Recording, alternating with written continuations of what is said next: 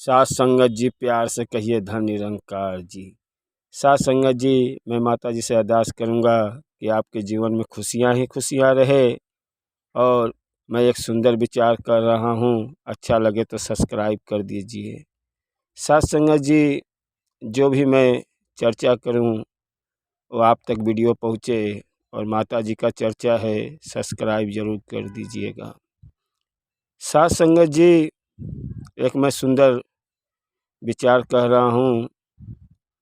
साथ संगत जी, एक गांव में साहूकार था। साहूकार के दो बच्चे थे, एक बेटी और एक बेटा। साहूकार के पास धन दौलत काफ़ी था, कोई चीज़ का चिंता नहीं था। साहूकार अपने बच्चों से बहुत प्यार करता था, अपने बेटी से बहुत ज़्यादा लाड प्यार करता था। नन्ही सी बेटी जब सुबह उठती थी, अपने पापा से बोलती थी मुझे खाने के लिए, नाना प्रकार का चीज़ मांगती थी, साहूकार ला ला के देता था। इतना अपने बेटी से प्यार करना। 2 साल की बेटी, 3 साल बेटी बढ़ते गई, उसको जो भी मांगती थी वो साहूकार ला ला के देता था। इतना लाड प्यार में बिगड़ गई, न उसका पढ़ाई का समय, स्कूल से आना, दिन भर मनमानी करना। साहूकार जरा सा भी नहीं डांटता था।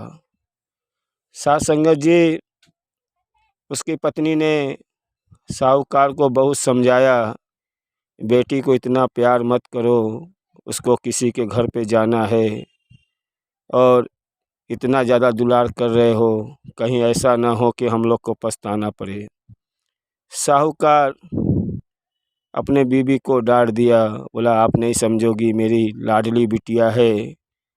अपनी बिटिया जो मांगती थी वो ला ला के देता था।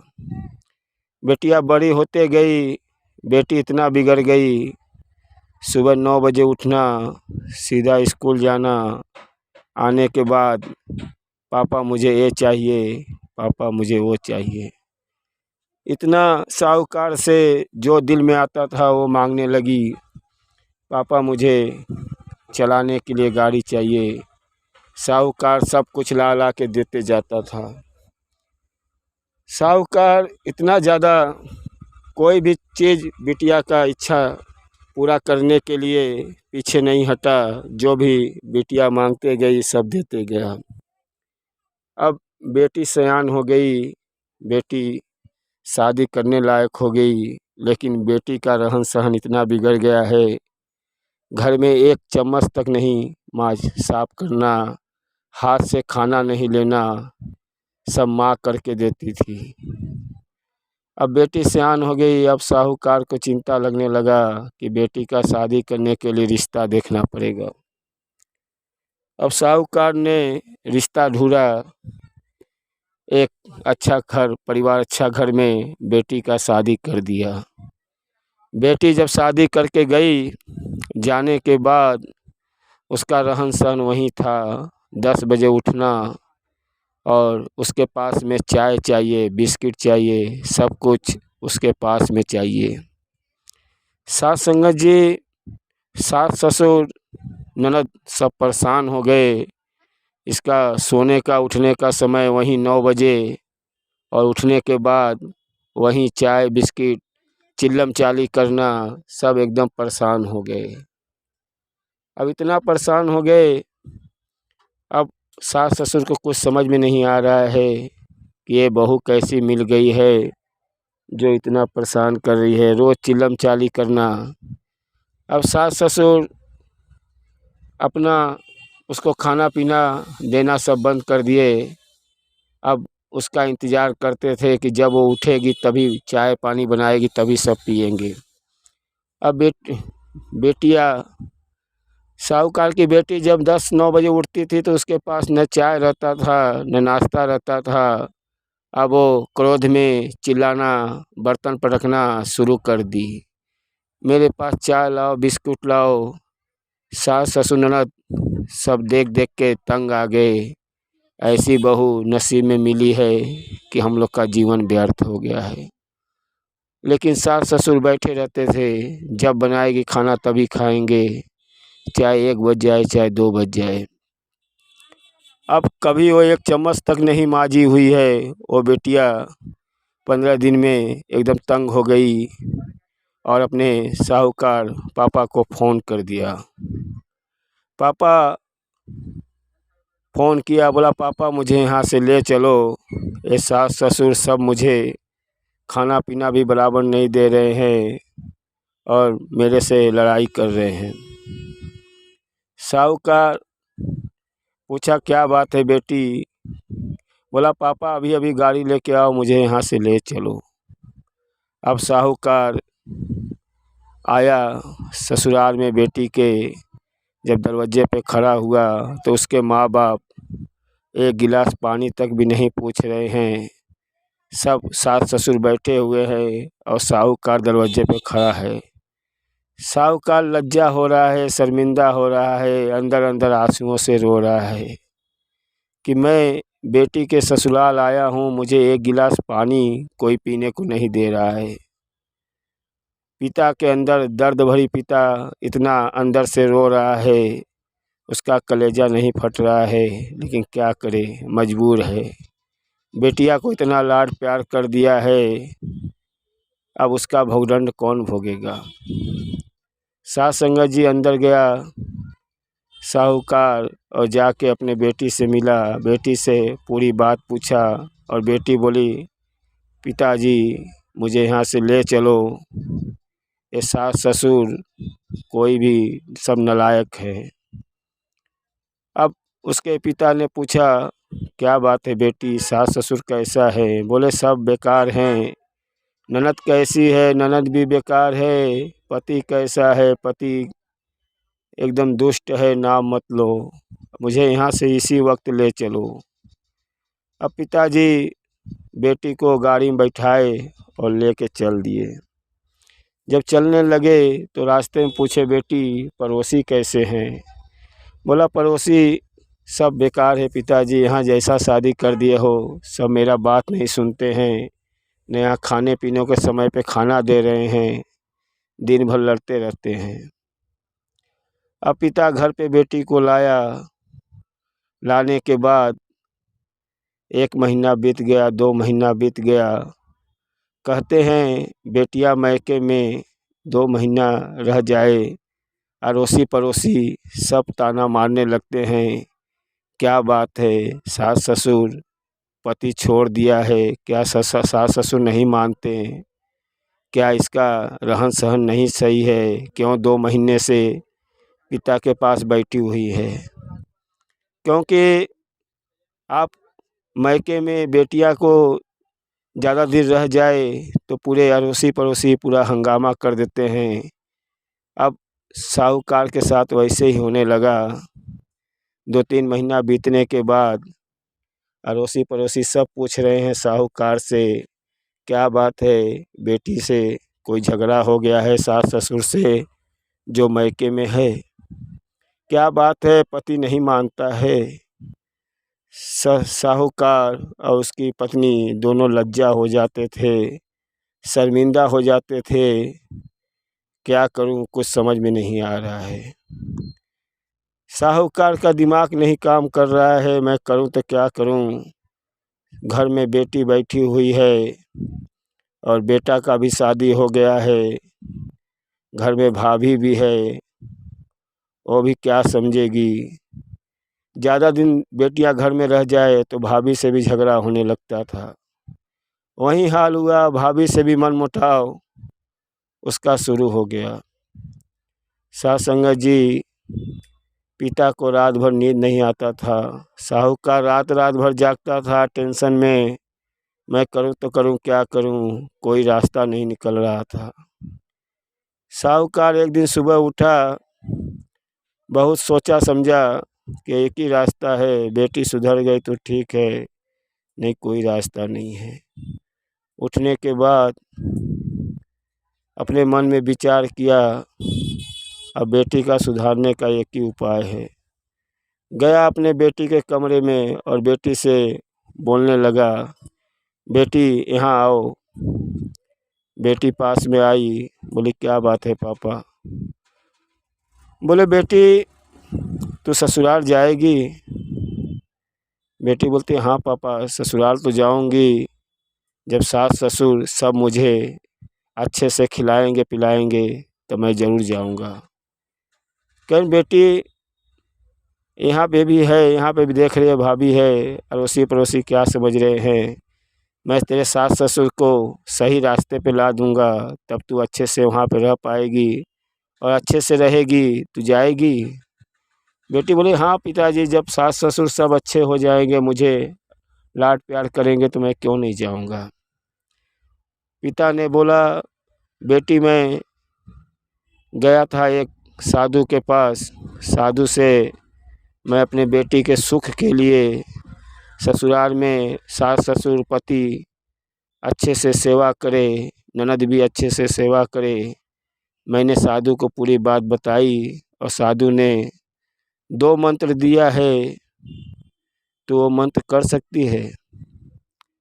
कहीं पिताजी क्या क्या मंत्र है? कहीं सुबह शाम जब मौका मिले तो ये जाप कंठी माला पढ़ते रहो हमेशा। बोले पिताजी ये कंठी माला मेरे से नहीं पढ़ाएगा, मैं नहीं जाप कर सकती हूँ, कहीं दूसरा उपाय बताओ। कहीं दूसरा ये है कि तुझे मन धारण करना है, कितना भी सास ससुर कुछ भी बोले तुम मन जरा सा मुंह मत खोलना, तो इतना कर ले और मैं कंठी मैं पढ़ता हूँ। मैं घर पे कंठी माला जप लूँगा और तू सास ससुर के सामने जरा सा जुबान मत खोलना। बेटी केवल 2 महीना मेरा बात मान ले, तेरे सास ससुर पति ननद सब तेरे कब्जे में नहीं हुए, जो बोलना जो बोलेगी वहीं करूँगा, फिर तू मेरे मैके में ही रहना, मेरे पास में ही रहना। बहुत समझाए, बेटी राजी हो गई।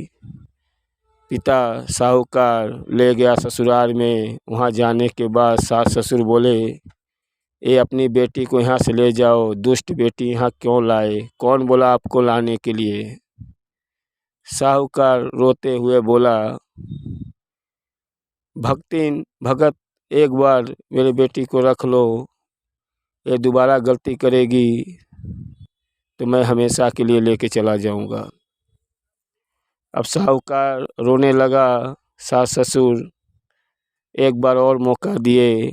भाई गलती पे इंसान को 1-2 मौका दिया जाता है। साहूकार की बेटी को एक मौका और मिल गया और साहूकार बेटी को पहुंचा के घर पे चला आया। जब बेटी घर पे गई और मन धारण कर ली, सास ससुर का पैर पकड़ी और घर में चली गई, घर का जो भी बर्तन था साफ उफ करने लगी और मन धारण कर ली। सास ससुर ननद सब गाली देते थे, बस वो इंतज़ार करती थी 2 महीने का, 2 महीने में तो मेरा पैर नहीं पकड़ेगी बुढ़िया तो बोलना। अब उसके अंदर वही रहता था कि 2 महीने के अंदर इन लोग मेरे कब्जे में आ जाएंगे, मेरे पिताजी मंत्र पढ़ रहे हैं, जाप कर रहे हैं और मैं मन धारण कर रहा हूँ। अब वो बहू वहीं की, मन धारण करके सुबह उठना, चाय बनाना, सास ससुर को पिलाना, पति को समय पे खाना देना, पति काम पे जाना। अब ये सिलसिला बेटी ने 1 हफ्ता किया, 10 दिन किया। सास ससुर कुछ सास कुछ गाली भी देती थी, लेकिन बेटियां कुछ नहीं बोलती थी। 1 महीना होने को आ गया, सास बोली जरा सा ये गाली कुछ लड़ाई नहीं कर रही है और समय पे खाना दे रही है, पानी दे रही है और समय पे सब काम कर रही है, मेरा सुबह सुबह पैर भी पकड़ रही है। इतना अच्छा बहू कहाँ मिलेगा मुझे? कौन सा इसके पिता ने क्या इसको पढ़ा लिखा के भेजा? इतनी अच्छी बहू है, ज़रा सा भी कुछ नहीं बोल रही है। हम लोग कुछ इसको उल्टा सीधा भी बोल रहे हैं तो भी ये कुछ नहीं जवाब दे रही है। ऐसी बहू पा के मैं धन्य हो गया। अब सास ससुर बोल रहे हैं इतनी अच्छी बहू है। अब ससुर कभी बाहर जाता था तो खाने के लिए मिठाई जलेबी बहू के लिए लेके आता था। रात को 9 बजे आता था। बहू खाना नहीं खाती थी। जब तक सास ससुर काम से नहीं आ जाता तब तक वो खाना पीना नहीं खाती, क्योंकि उसको रहता था इंतज़ार कि मेरे ससुर आएंगे, मेरे लिए मिठाई जलेबी लेके आएंगे। साथ संगत जी, कभी आप भी बाहर जाओ तो घर में बहू है, बेटी है, कुछ न कुछ लेके ही आओ। आप जब घर में लेके आओगे तो आपके घर में बहू देखेगी तो आपके ऊपर भी पसंद होगी कि ससुर कभी भी आते हैं तो कुछ लेके आते हैं। साथ संगत जी, उसके सास इतना खुश हो गई, अपना घर का तिजोरी चाबी सब उठा के अपने बहू को दे दी। बोली आज के बाद घर में क्या घट रहा है क्या नहीं घट रहा है, तिजोरी में से पैसा निकाल के घर का गृहस्थी आप ही संभालो, अब मेरे से आजी भाजी नहीं आएगा, ये चाबी तुम संभालो। चाबी दे दिया। और कभी कभी लेट सवेर उठती थी तो ननद जाके काम कर लेती थी। ननद ऐसा ननद और बहू ननद और भाभी में इतना अच्छा जमने लगा। सास तीनों बैठ के अच्छी अच्छी बातें करना, बैठ के टीवी देखना, और ऐसा लगता था कि घर एकदम स्वर्ग हो गया। अब बहू समझ रही हैं कि बुढ़िया मेरे 1 डेढ़ महीने में मेरे कदमों में आ गई। एक घर में इतने अच्छे सब रह रहे हैं, पति भी अच्छे से आता है, घर में रहता है, सास ससुर भी घर में आता है तो इतना अच्छा से बात करता है। बेटी बहू बहुत खुश है कि इतना ऐसा घर में कहाँ मिलता मेरे को। अब उसका भाई, रक्षाबंधन का त्यौहार था, भाई राखी बंधवाने के लिए बहन को लेने के लिए आ गया ससुराल में। आया तो देख रहा है बहन के चेहरे पे मुस्कान है और सब सास ससुर बहुत अच्छे से उससे बात कर रहे हैं। आया उसके सास से बोला, माता जी बहन को विदाई कर दो, रक्षाबंधन आने वाला है, रक्षा बंधवा के फिर विदाई कर दूंगा। सास ने बोला, बेटा तू बहू को मेरे ले जा रहा है, लेकिन बहू के बिना मैं एक दिन भी नहीं रह पाऊंगा। तो जितना जल्दी रक्षाबंधन बीतेगा उसके सुबह ही बहन को पहुंचा देना, क्योंकि ये घर में उसके देखे बिना हम लोग का दिल नहीं लगता है। ऐसा बहू पा के मैं धन्य हो गई हूँ। भाई भी बड़ा अचरज में पड़ गया कि मेरी बहन ने क्या जादू किया कि सब उसके दीवाने हो गए। अपने बहन को घर पे लाया। पिता ने देखा, साहूकार ने देखा कि इतना अच्छे से बातचीत कर रही है और इतना मुस्कान है। साहूकार बहुत खुश हुआ, गया अपने बेटी के कमरे में। बोला, बेटी बेटी तू इतना खुश है, तेरे सास ससुर कैसे हैं, अच्छे हैं कि नहीं हैं, ज़रा बताओ मेरे को। सास संगत जी, साहूकार ने बोला, बेटी तू खुश है ना ससुराल में। बेटी ने जवाब दिया, पिताजी जो आपको साधु ने मंत्र दिया था वो मंत्र का जादू 1 महीने के अंदर ही चल गया। मेरे सास ससुर मेरे कदमों में आ गए, सब मेरे को इतना मानते हैं, अड़ोसी पड़ोसी सब मेरे आसपास बैठ के मेरा हाथ बटाते हैं, अच्छे से बात करते हैं। साहूकार सब समझ गया कि लाड प्यार ज़्यादा किया था, लेकिन ये तो मेरी बेटी मन धारण करके समझ गई और ऐसा गलती सब न करे। अब बेटी बोली, पिताजी क्या साधु ने क्या मंत्र दिया था जो आपने जाप किया और मेरा जादू चल गया आपका, मेरे सास ससुर मुझे मारने लगे। साहूकार ने बोला, बेटी मुझे कोई साधु ने कोई मंत्र नहीं दिया था, केवल तूने मन धारण किया, मन धारण का ये असर है। बेटी कभी भी आप ससुराल में हो, सास ससुर 2 बातें बोलते हैं, आप मन धारण कर लो। मन धारण जब कर लोगी तो कितना दिन आपको चिल्लाएंगे। वही मैं तुमको मंत्र दिया जो मेरी बेटी आज अच्छे से रह रही हैं। साथ संगत जी कहने का ये है कि हम लोग सत्संग करते हैं, सेवा करते हैं, सिमरन करते हैं, अपने बच्चे को लाड प्यार करो, लेकिन उनको इतना चढ़ावा बिगाड़ो मत कि जो उनको इच्छा है वो पूरा करने के चक्कर में और बेटी ऐसा हो जाए कि फिर आगे आपके हाथ से निकल जाए और सुधरने का मौका न मिले। साथ संगत जी, हम लोग के जो हम लोग का कर्म है, बेटी लोग का पढ़ाना लिखाना और समय में घर में समय से उठना, उनको ज्ञान की बातें दो, अपने निरंकार सत्संग में उनको भी ज्ञान सिखाओ, क्योंकि आज के माहौल ऐसा है कि बच्चे को ज़्यादा लाड प्यार कर दो तो आपको बाद में पछताना पड़ता है। साथ संगत जी, प्यार से कहिए धन निरंकार जी।